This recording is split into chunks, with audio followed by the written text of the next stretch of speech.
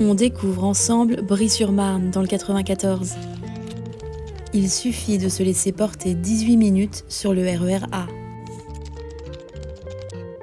On découvre rapidement le château Lorentz, devenu maison des associations. Dans le square de Lattre, la colonnade labellisée patrimoine d'intérêt régional en 2017. Enfin, le château de Bry, datant du XVIIIe siècle, devenu école privée.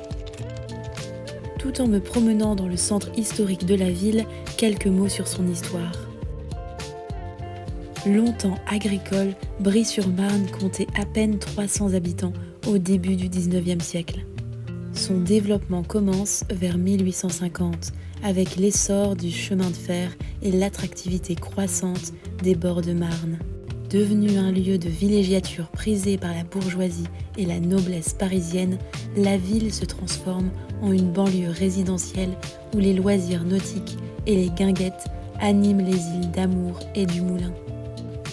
Contrairement à ses voisines comme Nogent-sur-Marne, Bry connaît une croissance modérée.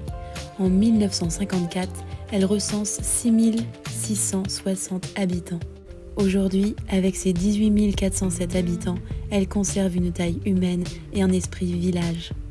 Et voici l'hôtel de Malestroit, inscrit au monument historique, et juste à côté, l'église Saint-Gervais-Saint-Protès, qui accueille le diorama de Louis Daguerre. Et justement, entrons dans ce petit parc pour découvrir la propriété de Louis Daguerre, entre autres. Labellisée patrimoine d'intérêt régional en 2018, cette demeure appartient aujourd'hui à la commune.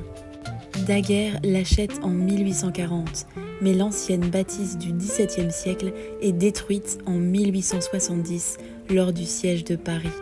Reconstruite dans un style différent, elle devient un orphelinat en 1915 avant d'être transformée en un lieu d'exposition.